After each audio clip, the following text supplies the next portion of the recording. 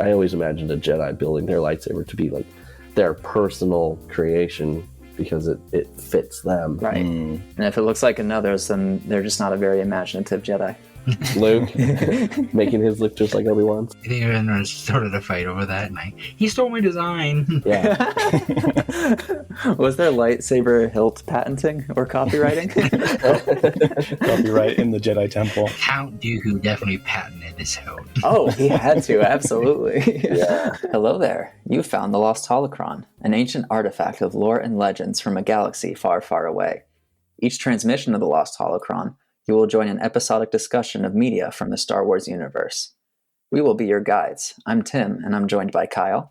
We're back, baby. Scott. Hey. And Stuart. We never left you. This time. We will be covering the material up to and including Chapter 25 of Heir to the Empire. Stuart, what has happened so far? Leia Organa Solo and Luke Skywalker are on the run as a mysterious race of aliens are trying to kidnap them. Unbeknownst to them, they are a task force under the control of a new clandestine leader, Grand Admiral Thrawn, a leader with machinations to overthrow the burgeoning New Republic and re-establish the Galactic Empire. Han Solo and Lando Calrissian have met with smuggling lord Talon Karrde, offering stable contracts fulfilling the logistical needs of the New Republic. Karrde, however, wishes to remain independent, but caught by his own ideals and the burden of entertaining both sides, he is caught in the act and forced to divulge information that may lead Han and Lando to the identification of the mysterious Imperial Commander, as well as admitting to being complicit in the capture of Luke Skywalker. Only moments before the revelation, Luke manages to escape and crashes both his own ship and that of his pursuer. Tethered to each other for survival, Karrde's maverick Lieutenant Mara Jade marches the recaptured rebel hero through Merca Wilderness, a species of which has been used to suppress Luke's connection to the Force and leave him vulnerable. On Kashyyyk, Leia and Chewbacca have gone into hiding under the protection of Chewbacca's childhood friend Salperin and Ral Racine. Almost immediately after their arrival, Leia spots one of their kidnappers, but despite the quick response, the Wookiees find no evidence of having been watched. Scott, what happened in Chapter 25? 25. Leia awakens before dawn with a vague sense of having overstayed her period of safety. She is indeed correct as the gray-skinned aliens appear out of the gloom. She smites one of the would-be kidnappers, and another, after mysteriously faltering, is knocked unconscious by Chewbacca. Together with Ral Racine, they descend the great tree. The assailants want Leia alive, and so pursue at a distance, which Leia uses to her advantage to lay a trap to disable the remaining kidnappers. With one assailant in custody, Leia proceeds with the interrogation. The kidnapper, Kabarak, identifies Leia as the Malariush, the daughter and heir to Lord Vader. Kabarak divulges the identity and motivations of the Noghri people through their debt of gratitude to Vader and, by extension, the Empire. Leia maneuvers negotiations to extend a parley between the Noghri and Leia herself. Kabarak is sent off-world to convey Leia's offer of a parley to the Noghri, as begins a period of mourning for Chewbacca's lifelong friend Salperin, who was killed in the attack. I really like seeing mourning ceremonies in Star Wars for some reason. What do you think that is? I think it's just really cool seeing how these fictional cultures mourn their dead. Yeah. Like, I was really struck by the fact that there's like a part of the process for just Wookiees. And then Leia could come in later. Yeah. I think that said a lot about how much loyalty means to them in their culture. Yeah. I immediately thought about that scene in Return of the Jedi where those two Ewoks get blasted and like one gets up and he's like helping, he's like pushing his friend. I just immediately thought of that. The other one just, I love that moment. Yeah, now that you mention it, like even Padme's funeral, I thought was really impactful in Revenge of the Sith. And is there a funeral in every Jedi in every movie? Because we've got Qui-Gon's in the first movie, Right. which in the second one, or at least the trilogy, right? Each trilogy. I don't know if we had one in the second one. yeah. Then Padme's in Revenge of the Sith. In A New Hope, there was a kind of cremation for Uncle parents. Uncle Owen. Involuntary cremation. Yeah. Involuntary cremation. I thought you were about to say Obi-Wan Kenobi, and I was like, there was literally no body, Stuart. He's cremated by the Force. Yeah. I mean, I'd say that was more of a moment of mourning. Yeah. I mean, episode 2 did have that one handmaiden. I think her name was Karrde at the beginning. Yeah. But that was also like more Right of up. just like a moment of mourning rather than like a whole An ceremony. actual ceremony, yeah. Yeah. Yeah. No, in the original trilogy, I guess there's no, besides Vader's cremation at the end. Right. That was a ceremony of one. Because nobody gave a shit about Vader for good reason. Oof, yeah. Oh, Yeah.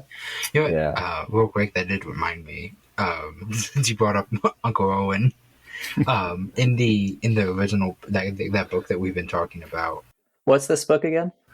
this is for Star Wars, from the Tales of Luke Skywalker.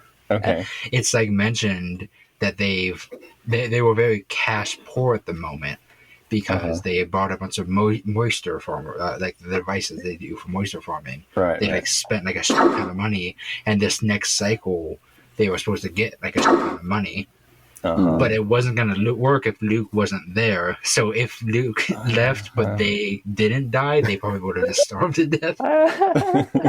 But also, in that book, it's interesting because it's actually described what moisture farming does. Oh, yeah. Uh-huh. It makes clouds so that it rains so they can grow other crops. Oh, That makes so much sense. okay. They're trying to Okay. terraform. They're Oh my god. farming with moisture. They're not farming the moisture. Right. Ah, They're okay. making... So whatever Luke's family does, it Mhm. makes clouds so that it rains. Because otherwise it destroys the planet. Right. Well, it is a planet regardless. Right. Yeah. So the other farmers pay them to make clouds on their farms. Right. Okay. Because I thought it was just like you said, they're just farming condensation in. Well, yeah, I thought it was pulling water from the ground. That's what I thought it was. Does it say where they get the moisture from? Is it from the air? I guess whatever it does, it takes it from the air and condenses it to a cloud form. Right. Because we do know there's like meteorological engineering in Star Wars because like Coruscant is superbly Oh, yeah. controlled planet Right. for their climate. On the surface. Well, that's where all the money is, Tim. Air quality is probably awful on the lower levels. Oh, jeez. Yeah. Yeah. But as we discussed before, that because it's like several thousands of layers deep on there, there's like tons of space, despite there only being 1 trillion people on Coruscant. Yeah. I'm guessing that maybe they've abandoned the lower levels as the air quality drops. And so they're just building higher and higher to escape this terrible air quality that's building up from the bottom of the planet. Oh my god. Apparently, Tatooine also has a bustling underground city we just don't see. Oh. Really? Well, yeah, the reason, like, the majority of the city is underground because the harsh desert on the outside. Oh, yeah, that That's makes why sense. when they go into the cantina, it's like they come down steps Mm. because it's supposed to be partially underground. Right, yeah, Okay, It would be yeah, climate yeah. controlled under there. Much easier. Yeah. So is that like most cities then, or just specific cities? For the amount of time we spend on Tatooine, we don't get a lot of details, but apparently a lot more. It is to the city underground. That is cool. Cool. That's really cool.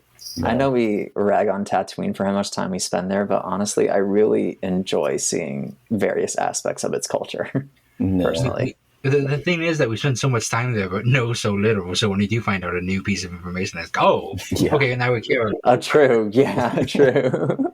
It's like, oh, there's an actual reason to actually kind of like this place. Okay, guys, which is worse, Tatooine or Jakku? Do we know anything about Jakku? Yeah, no, we don't know much about Jakku. Just that there's like scrappers there. And that one battle happened. Right, yeah. And they have magic bread. Magic bread, you say? Yeah. Was anyone else really bothered by the fact that Leia sleeps with her lightsaber under her pillow? You don't, Kyle? I will. You know how often, if I did not stab myself through the head, I would lose fingers regularly. But there's a safety. Is there? No, the Force guides you in your sleep. Because it can be turned off just by smacking it out of your hand, apparently. Yeah. Right? Yeah. Well, you got to switch it on, and then there's a lock. Well, it has a pressure switch, I guess. Does that mean that they're constantly gripping that switch when they're fighting? I guess. I've always wondered that. That's what Liam Neeson thought when filming Phantom Menace. There's like this one close-up of Qui-Gon during Duel of the Fates where he's holding it up and you see his finger on the red button. And he said in an interview that one thing that really struck him when he got on the movie to select the props was that lightsabers had buttons, because he always thought it was just like activated by a thought. Oh. Yeah. And so I have, I forget if he mentioned explicitly that he was like holding it down, but it looked like he was, and I would not be surprised if that was an extension of that realization for him. That seems like a great safeguard for lightsabers. Only Force users can activate the button within by thinking about it. Right? Yeah. It makes a lot of sense. Yeah. Maybe when it comes out of their hands, they use the Force to turn it off. Yeah. Maybe.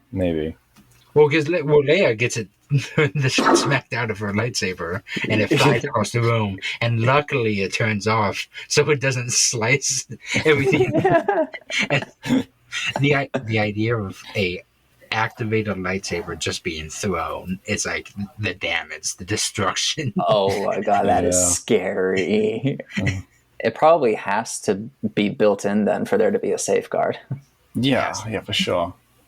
Yeah, so in this chapter, Leia gets attacked in her sleep. She wakes up and immediately kills somebody.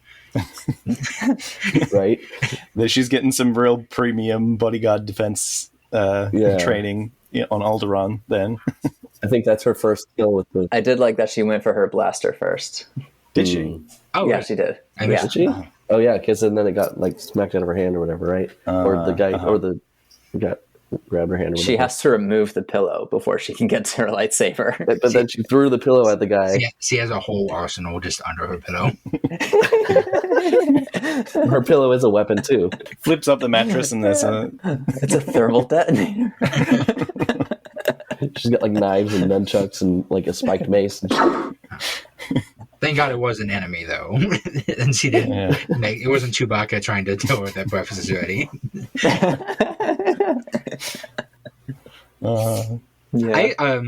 I was not expecting, nor did I really want a Leia chapter with everything going on in the rest of the book. But I really enjoyed this chapter. It was kind of a nice, refreshing. Yeah, it was a bit of a refreshment there. It was interesting to see her kind of use a little bit of her, I don't know, creativity, I guess. You know, like swinging the lightsaber down and cutting down the bottom of that skiff ray or whatever the hell that was. Yeah. That was really fun. Yeah. I would like to postulate, because we don't get a description of what color the lightsaber is. Not yet. Yeah, aggravatingly so. It's orange. Is Timothy Zahn authorized to specify a color? I think so. You think so? Yeah, I think George Lucas had specific time periods. He's like, don't talk about this, but do whatever you want. I think if a different color were to be shown later, it would just be retconned. Right. Yeah, they did that with some of the games. Yeah, exactly, yeah. Because George saw multiple tiers of canon. Yeah. So my first thought was that, one, Timothy Zahn can't actually specify a color. He wasn't told what it was, so he just has to say that, like, it's a blazing light. It's I like the blazing chunk of wayward lightning was one of the phrases that he used to describe it. That's fun. Well, at this point, are there other colors besides blue and green at this point? And red, but I don't think so. I feel like someone would imagine it. Once you introduce a third color, it's not hard to imagine it. Yeah. Well, by the time of Return of the Jedi, there was only supposed to be red and blue, but Lucas made the green just so it would stand out against the backdrop of the sky. Exactly. Yeah. So I don't know. Maybe Timothy Zahn was trying to keep that, besides the obvious, because Lucas was already green. But interestingly, though, I did read. It was like a written down recording or transcript of a behind the scenes conversation, and it was George Lucas, Lawrence Kasdan, and I think Richard Marquand, and they were discussing like Luke's new lightsaber, and wondering if it's something that needed to be like explained to the audience. And one of them said like, "Oh, it should just be, they just need a throwaway line to get that answer, and that's it. We don't need to focus on it." And then one of them suggested maybe it's a new color to show that. So it was something they were considering. Right. Okay. Yeah. Like a new color for his new lightsaber to show that he's like progressed or something. Yeah, to be like, this is not the same one. He is his own person now. Yeah. You guys have seen the Ralph McQuarrie concept art of... Oh, yeah. Like, all the lightsabers in those are white, and the stormtroopers carrying them, and the heroes carrying them. My wondering as well, because like to be described as like lightning and blazing, and that it really did give me those like Ralph McQuarrie vibes.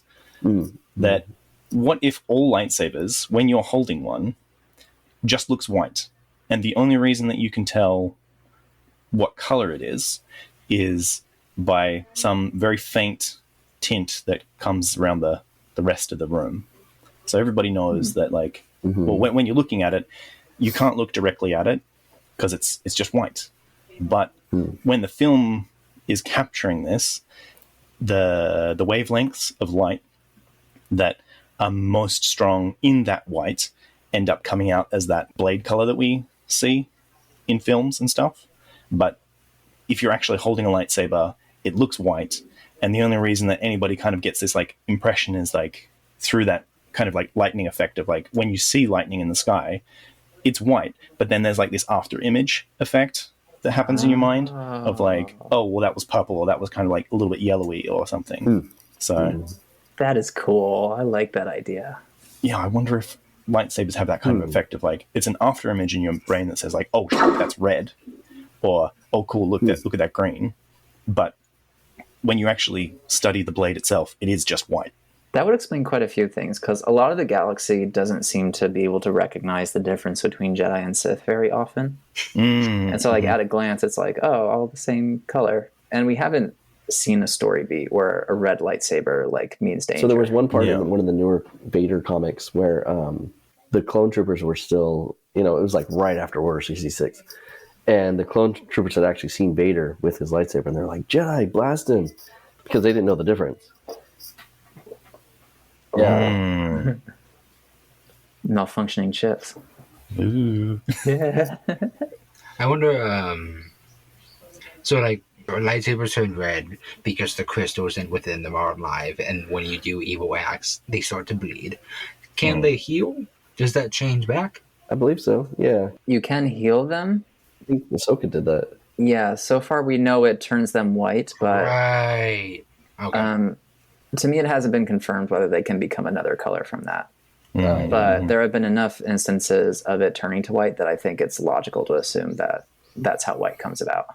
Yeah, but it hasn't been like 100% confirmed yet. Yeah. Ahsoka. Getting all the cool stuff. Right. I don't know. I have various feelings about Ahsoka, but I'm sure we'll cover that at some point. Oh, we will. Yeah, me too. Yeah. I'm very... we'll do that later. I would like to say that I really like Ahsoka, just for the record. I'm looking forward to the series. I have no problem with Ahsoka. Yeah, I have no problem. Her being introduced in the story makes me question a lot of things.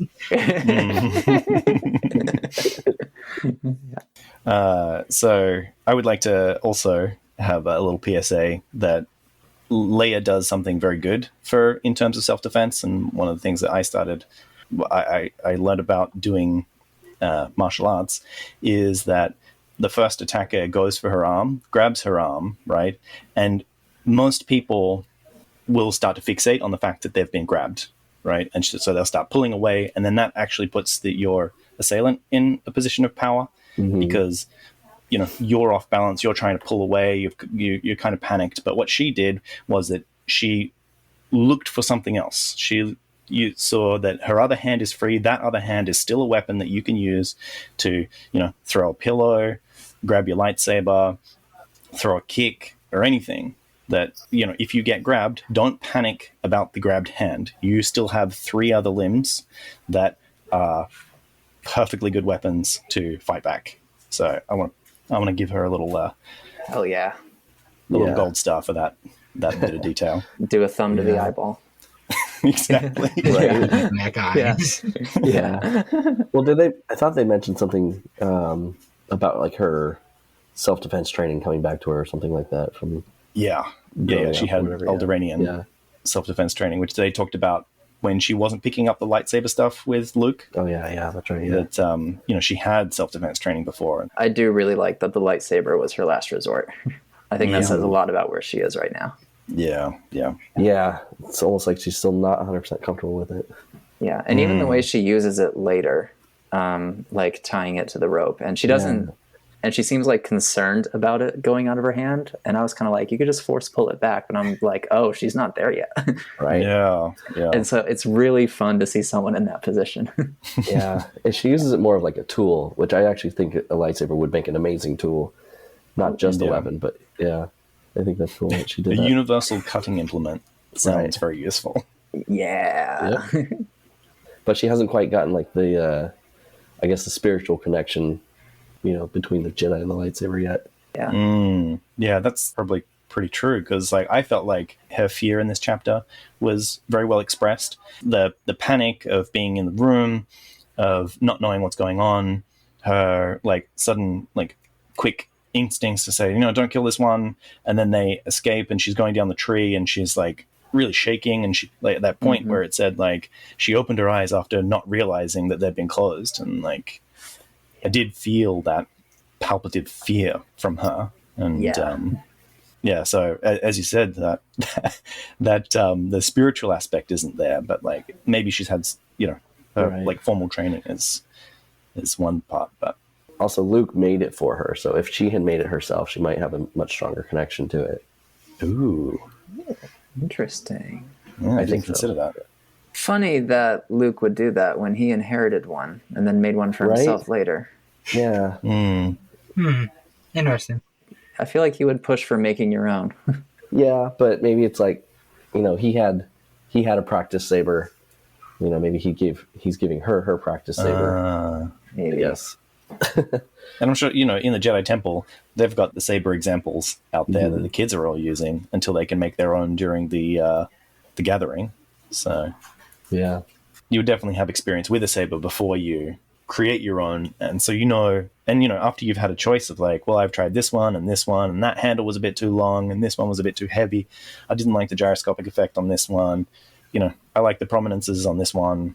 Then when you're starting to build your own, you've got like a little library in your head of like, okay, well, I know what works and what doesn't work. I would like the chassis to be a little bit bigger because, where my hand's going to be placed and where do I put the switch.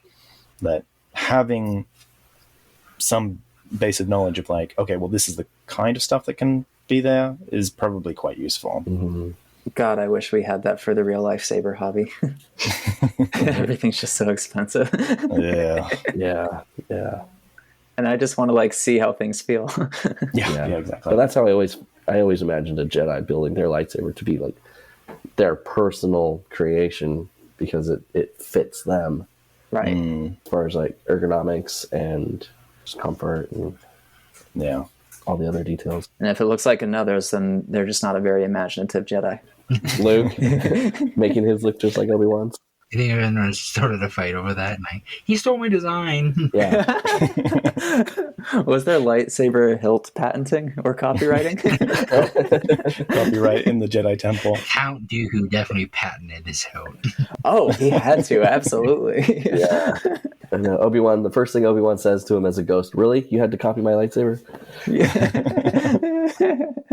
Well, supposedly he built that green lightsaber out of parts that he found in his shack. Oh, so I know. It was probably was all the spare parts from out of convenience. But, yeah. Well, we will actually find out soon in canon because the upcoming issues of the comic series are getting there.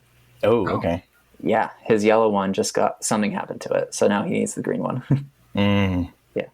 Anyway, that's an update on canon. So the yellow one was a temple guard, right? Yeah, it was. Half of one specifically. Yeah, half of one. Temple Guard. And he got it from a High Republic temple. Oh, cool. Oh, so it wasn't like a Clone Wars era temple guard. Man, I'm excited for the High Republic. I want to see old Jedi. I know we're not going to get like the first Jedi, but we will actually. One day. There's a movie coming. Oh, okay. Directed by James Mangold, who did Logan, 3:10 to Yuma, Night and Day. Oh, so wait, the first Jedi, would that be like the Jedi Order? Dawn of the Jedi. That's what it's called. Oh, it's like Dawn of the Dead, but with lightsabers. But the Jedi, yeah. The Force. I wonder what that means, though. I imagine Force users existed far before Jedi existed. Scott, are you familiar with this part of Legends? Not the first Jedi, but I mean the first Jedi Order. Where they studied the Ashla and the Bogan. Yeah, I'm familiar with that. Yeah. I read those comics, and that book was disappointing. I didn't read the book. It's all right. We're getting a movie now. I really liked that book. They all got summoned to the planet. I can't remember the name of the planet now. Is Ashla and Bogan like light side and dark side? Yeah. They're the two moons of the planet that they revered, and they had that they were symbolic of those places. So back then they studied them. Was that one? Was there a weird episode of Clone Wars about them? There was the Mortis arc. Oh, that one. Yeah, okay. Those episodes were out there. I like them. Clone Wars. I every time I tried to watch Clone Wars, it's a little worse than I remember. Okay, nice. So it was on the planet Tython. Oh yeah, Tython. Yeah, Tython. These comics are beautiful. And I really like. There were no lightsabers at this point as well. They were just using regular swords, but it was at the height of the Rakandan Empire, right? The Infinite Empire, the Ratakan Infinite Empire. Yeah. And so the Ratakans are the ones that actually have force staves. I think they call them a force. Yeah, and they had force sabers, or some of them had force sabers, where it was basically like a blade of pure force energy. Yeah, I think so. So they took. He was a force hound. They call him a force hound. Yeah. Basically, the Ratakans enslaved everybody, right? Yeah. But the Ratakans themselves would subjugate force users and twist them into just instruments that they would use around the galaxy. Because most of their technology used dark side energy. Yeah. Which was ultimately their downfall. Spoiler. Can't use the dark side, guys. Feels good in the moment, but in the long run, you're going to lose a limb. With the dual power source prosthetic. Try to have a good skincare routine at least. Stay out of the sun. Well, we had an incredible, awesome, scary sounding thrill ride on Chewbacca. Oh yeah. I felt so bad. Like they lost one of their team members. Chewbacca has like a burnt part of his flesh that he's just like dealing with. And why is he the one to carry her at that point as well, if he's the one that's more injured? That's the one thing I was wondering, because when they brought up Chewbacca, he's wounded, and like his heart's racing, he's not doing good. And then when they talked about the other guy, he's like, there he is, leaning against the door. And I just wasn't showing there. I mean, like, we got attacked. he's just over there bleeding out. Yeah. I don't know if Ra Rachin was described this way, but I've been imagining him being like a bit of an older Wookiee. Oh. I felt so too. Do Wookiees gray in age? Like an elder or something? I think so. That's cute. Yeah. They get green from the moss. You know what we were talking about? They're fur molds. No. What if because we talked about their clothes before, and their clothes are just like sashes and stuff like that. But what if, because they have hair all over their body, humans, modern day humans are very antiseptic, right? We soap everything, make sure that all stuff is, we don't want mold or bacteria or anything on their body.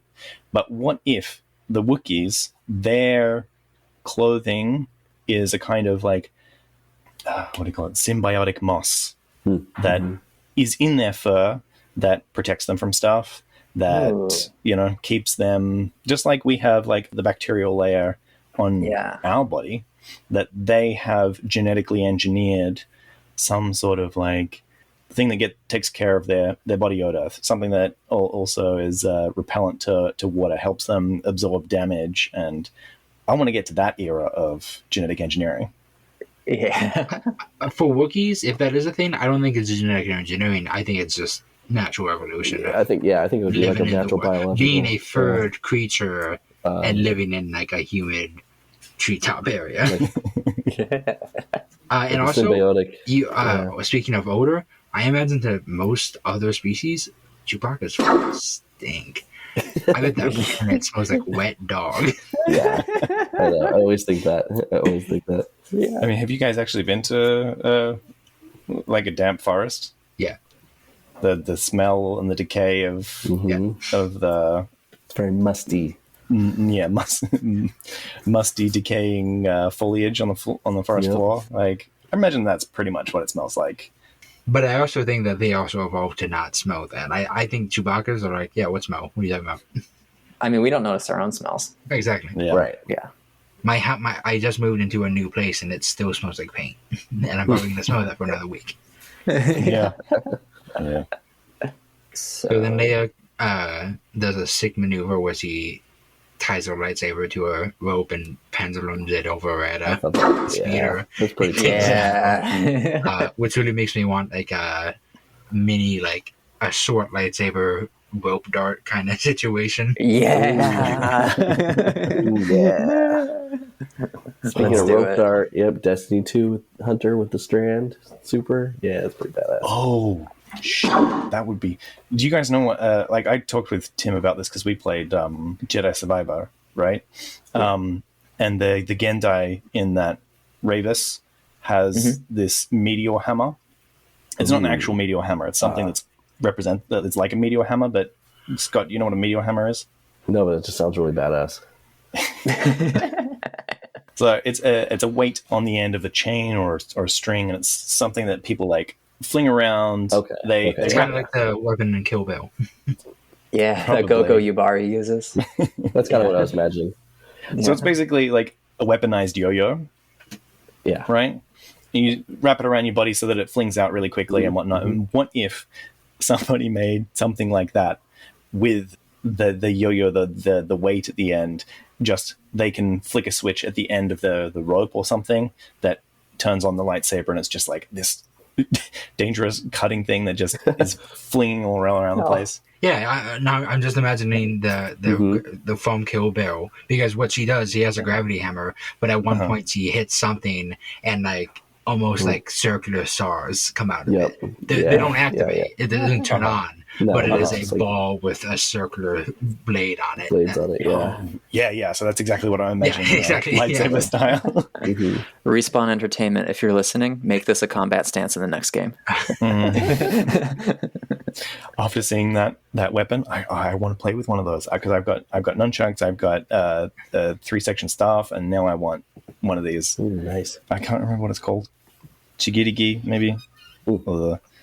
Sounds like a lot of fun to use. It looks like a lot of fun to use. I've learned today that Stuart likes chains. Yeah. Yeah, we're definitely gonna have to put a picture of that gravity or the meteor hammer from Kill Bill. Yeah. We'll grab one of those. There's so many visual references here. Maybe we can link the Destiny 2 Hunter using their strand. It's really fun. It is really freaking fun. I would love to see it too. Yeah. Okay, so lightsaber variations. How far is too far? Like, when is our variation of a lightsaber weapon just like completely cross the barrier of plausibility or practicality? I think it crosses that line pretty early, because it's like, how many blades and variations? It's like that one video, where it's like Kylo Ren ignites his lightsaber, and then somebody else ignites the pizza box, whatever it is. Oh yeah, the pizza cutter. Remember that one or whatever? Yeah. It's like the Christmas tree and the. Can you imagine that parasol as well from? Yeah. Visions? Yeah. That one too. Well, see, here's the thing. When it comes to like weapons and media, like sometimes it's just cool. Like, I know that scythes aren't a practical weapon, but when I see someone doing some cool stuff with a scythe, I'm in it. Yeah, I'm there. Right? True. This is very true. Yeah. I think like a lightsaber Kopesh would be badass. Oh, right. It's the it's like a Egyptian one. Egyptian, yeah. Ooh. How would you make that shape though? I don't know. Yeah, it doesn't seem to work like that. No. I mean, how do they make the darksaber shape? With like the angles at it, you know? Good question. I want a shield. I want Shield. A lightsaber shield? Yeah. Well, they have the Yeah. energy shields. That Oh, yeah. kinda Yeah, act like a I do lightsaber. like the energy shields. I like the Plasma. particularly like the Vambrace shields that they've got Yeah. in the Knights of the Old Republic comic series. Mm. I think that crossed with a lightsaber would be pretty cool. It's not Star Wars related at all. I just watched the new Dungeons and Dragons movie, and one of the characters has like a slingshot that's like attached as an arm brace that I really like. Yeah. Cool. Ezra had that in Rebels. Oh, really? Okay. Oh yeah. Yeah. His little like energy Oh, slingshot. yeah. I fucking love Ezra's Oh, yeah. gunblade. I know a lot of people should his gunblade, but I fucking love it. His staple gun. Honestly, I think it's fun. I His think it's a staple fun gun. lightsaber concept. I would love to see someone like interlock sabers with him, and then he just fucking shoots him in the chest. Yes. Yeah, no, I think we should see more of that one. Shall we move forward to the interrogation scene? Yes, let's get Yeah. to it.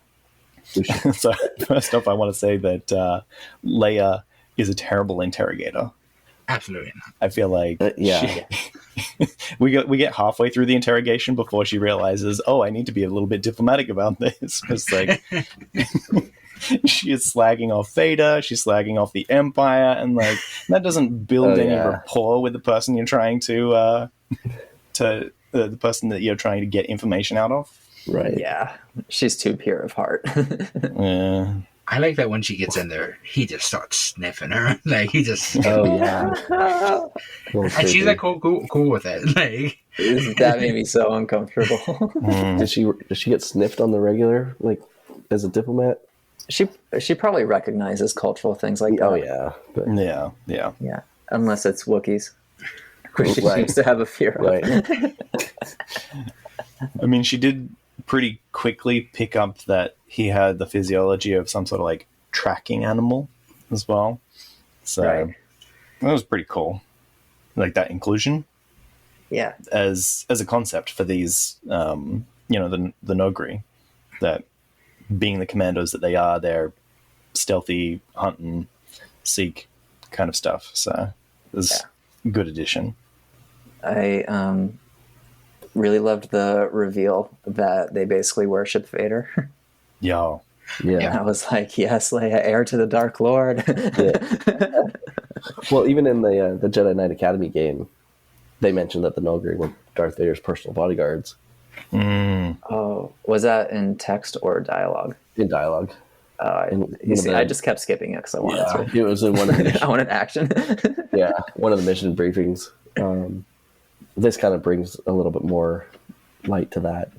They actually worshipped him because apparently he saved them from something.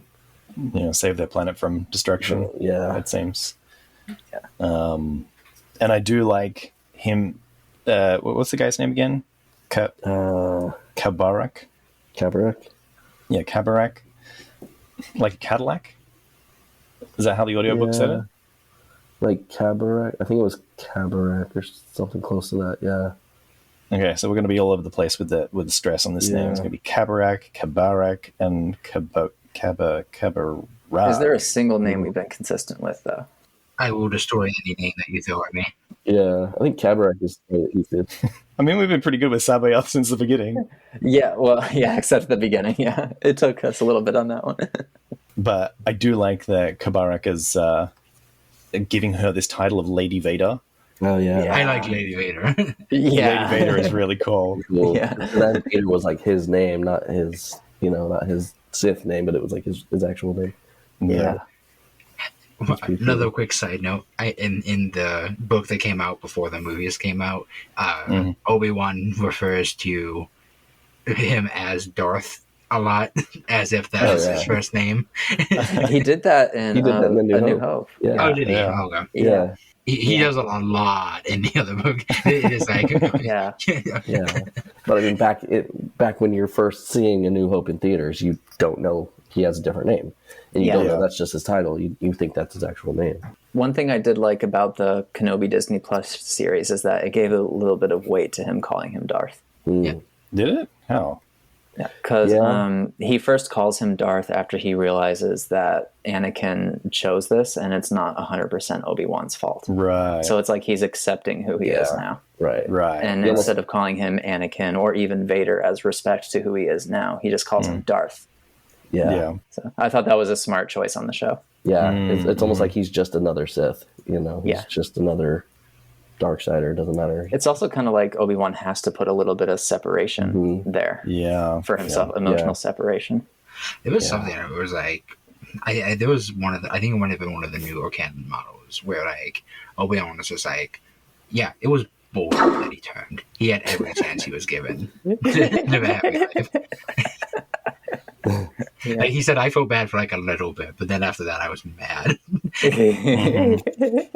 That is a big thing. When I watched like Clone Wars, and like they're trying to expand the story out a bit, there was so many times that Anakin like grazes the dark side just a little bit, and then he like snaps out of it. Like, oh, that was bad. But he does that so many times. It's like when it finally does happen in the movies, it's like you've already tasted this so many times that you like, that you start to get respect after it. Yeah. I feel like we often don't give Anakin enough responsibility for his own actions. Yeah. I think we're often too quick to blame the Jedi Order for what he did. Jedi Order is not great for a lot of reasons. Right. But just I don't agree.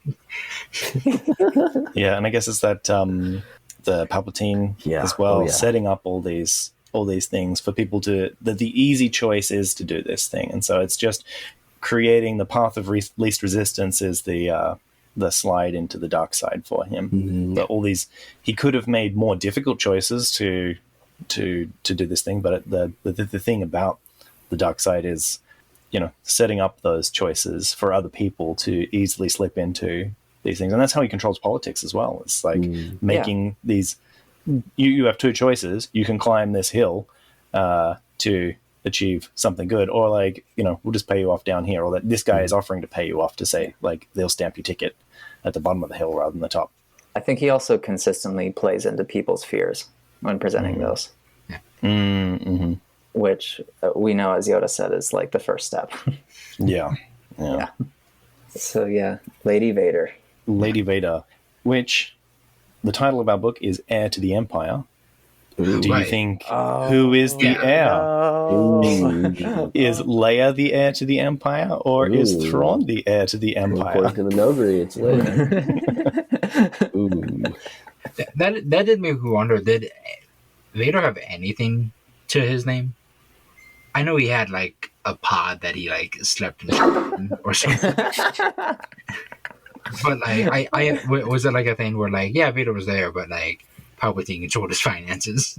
Yeah, I've always wondered that too. It's like, did he actually earn a paycheck or anything? But in the Jedi Academy game, you go to Vizhun, a planet called Vizhun, where he has it's called Bast Castle, and it's supposed to be like his personal castle or fortress.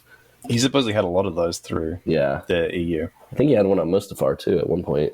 Yeah, I wonder if that was a canon thing or whether that also appeared in the Legends. I thought that was in the newer Vader series. Yeah. It's definitely a canon thing. I just don't know if it's in Legends as well. Yeah, I think it's in the newer one. But no, he's got stuff. Okay. Yeah. He probably has a lightsaber collection somewhere. Speaking of heirs, who inherited Grievous's fine collection of lightsabers?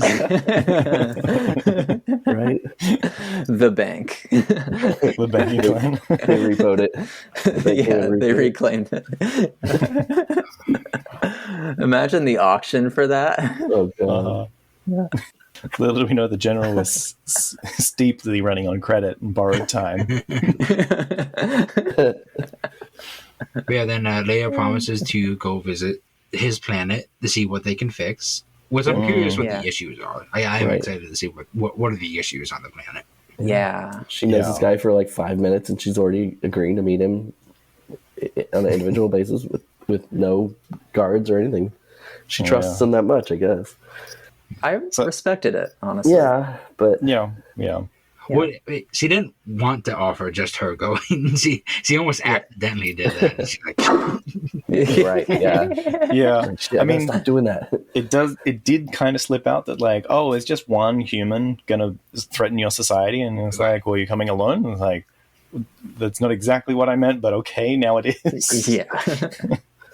And from the description of the chapter, it seems that the problem was that there was some sort of space battle. They don't know how many ships crashed onto the planet. So I'm guessing that there's some sort of like environmental disaster that happened due to the, the environmental disaster means there's just hyperspace fuel leaking into the oceans right now. Like maybe, yeah. But what was it? The on Endor, the apocalypse after the Death Star 2 was destroyed. Oh yeah, That's got to crash somewhere. Yeah. We didn't get the name of the planet yet, right? No. He's been very cagey about it. I wonder where this happened. I mean, it's got to be within Imperial territory, Right? And probably not in the mid-rim because it would still have to be in current Imperial territory. What was that planet that with the Casino Tina that Han and Lando went to get that one dude? Brigado Ray? What if the Nogri are the people that wanted to be away, independent from the government that he's smuggling to? Also, it is crazy that they're like, you destroyed our planet, but like they're just like sending wave after wave of their people to try to capture. Like they've lost a lot of people. Yeah, it seems like it. I don't know. How many people are you willing to sacrifice just to get your planet under control? Right. Yeah. It seems like a culture that really values leaders to an extreme degree. Well, actually, they have to be somewhat territorial because they are spacefaring creatures. They could just be like, well, this place is fine.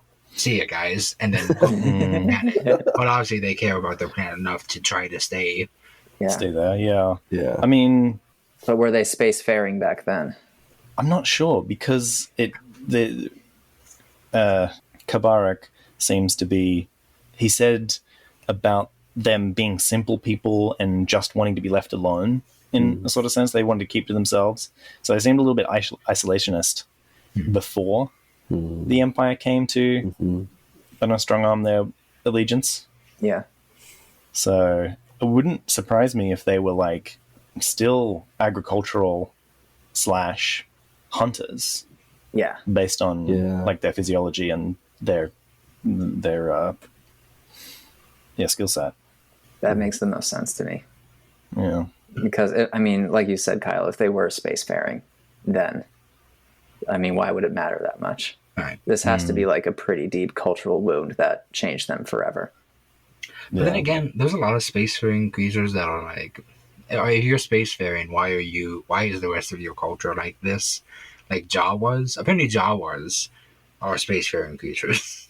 Yeah. They're always looking for things. They're nuisances constantly. Yeah. They just want eggs. Yeah. Oh yeah. Space rats. Oh, man, I love Jawas. Oh, man. They are so fun. Wait, if you read from the Tales of Luke Skywalker, the way they talk about Jawas is gross. Really? Oh no! Oh no! They have to bury one, and he's like, since Obi-Wan is like a Jedi and he has respect for all life, he's just like, I guess I'll bury it. Wait, does it have a description of what's inside the robes? They're gross. They stink. They're subhuman, is what he refers to them as. I imagine them being like little zombies or something. Like, they really talk down about Jawas. I mean, they still do, kind of. Yeah. Canon. Yeah. What if Jawas are just like the Dark Elf equivalent of the Ugnaughts?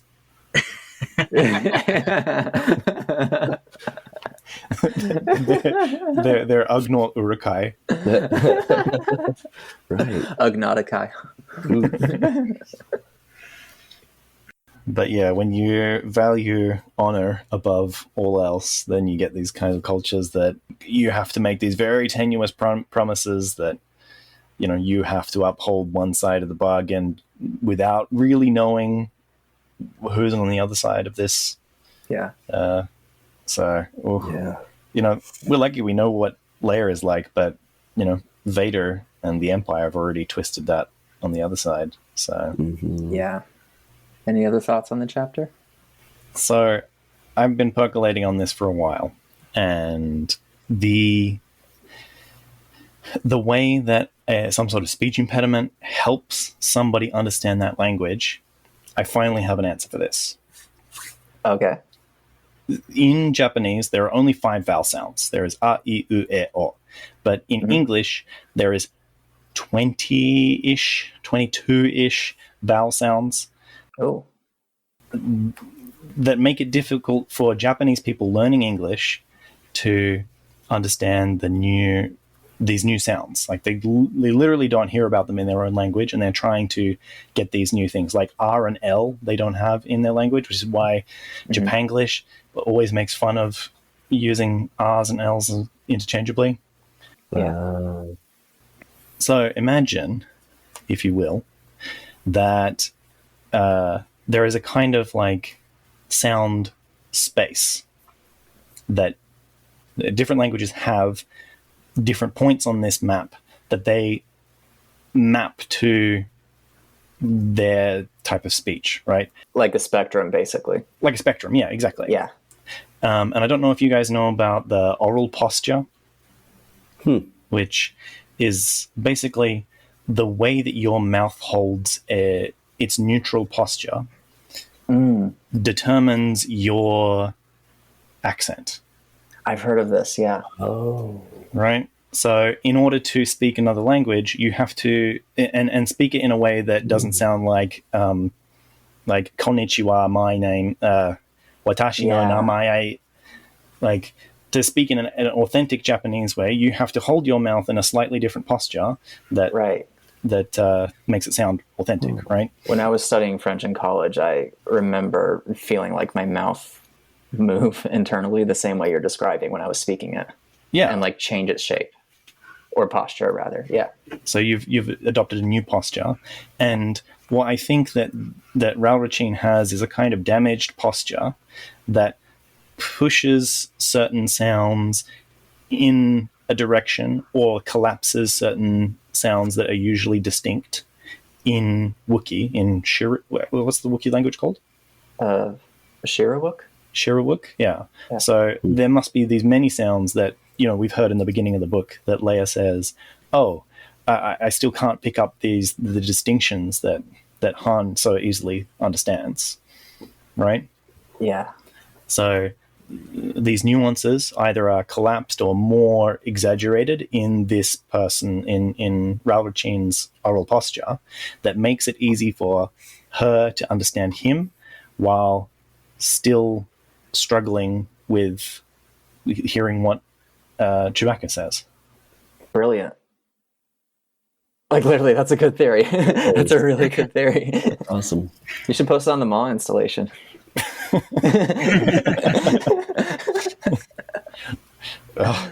No, that legit makes a lot of sense. Yeah, because you know, we were talking about it last night. I was like, "What the hell? How does this make it easier for somebody foreign to understand this thing?" And it's like, yeah, I'm sure Timothy Zahn didn't even think of that. Yeah, well, maybe. He's listening right now, and he's like, "Oh man." It's the cow tools. He's like, "Man, I just wrote that as a convenient thing." Yeah. He's like, I need to hire this guy Stuart to help explain things for me. Yeah, so, oh man, when that clicked for me, like, when I listened back to us talking about it, it suddenly clicked for me that, like, oh my god, these speech impediments, they sound strange in the native language, but then to a foreign language, how must that sound? Like, how does it sound to not speak the standard dialect in some language? And I was like, oh my god, this clicks for me. Yeah. So it's not as implausible as we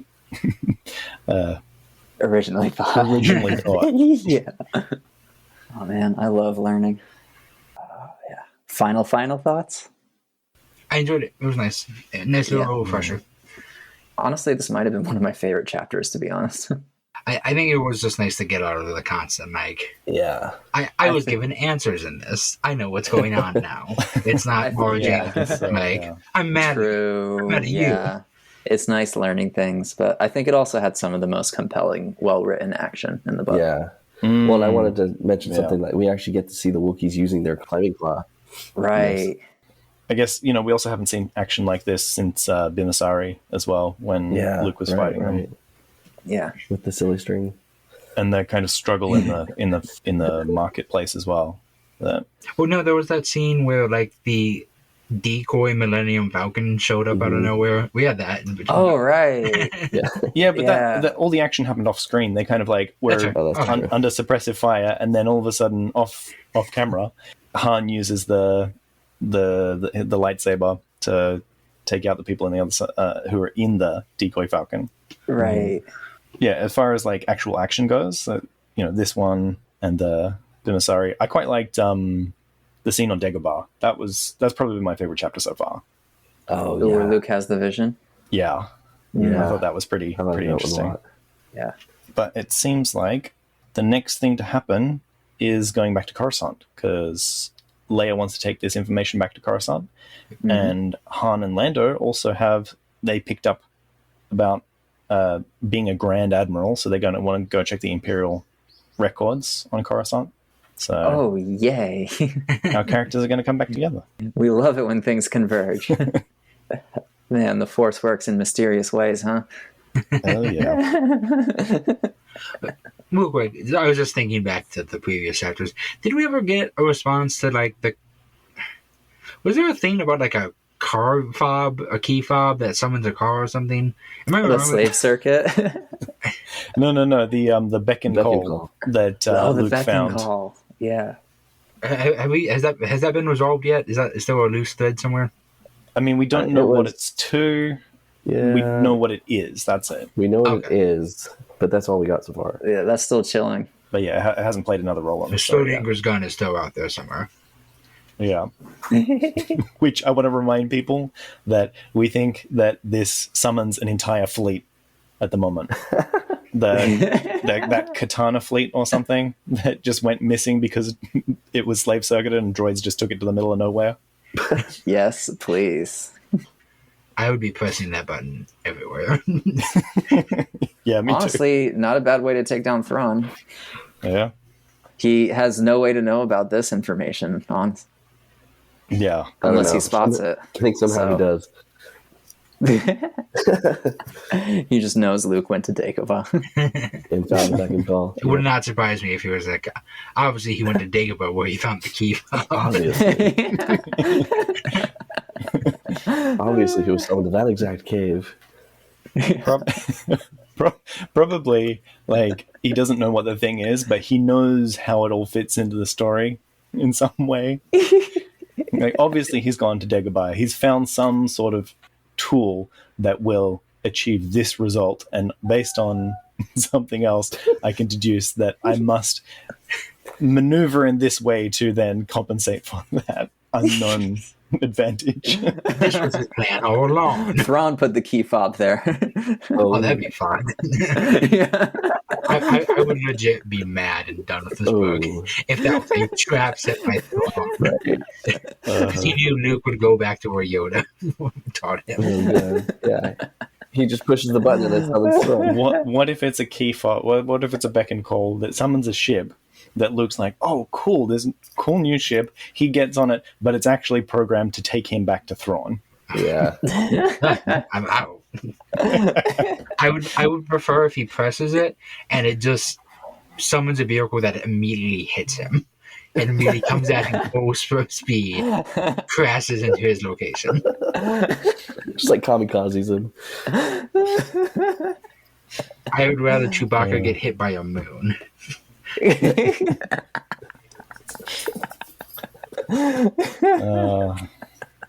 Oh, actually, you know what? That's my new theory, is that's what it is. You press the button, it summons the nearest moon to you.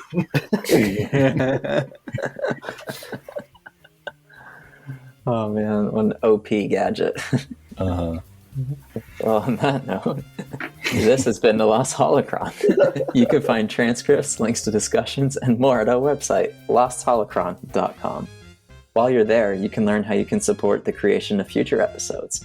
Read on, and we will be waiting for you in the next transmission. We would be honored if you would join us.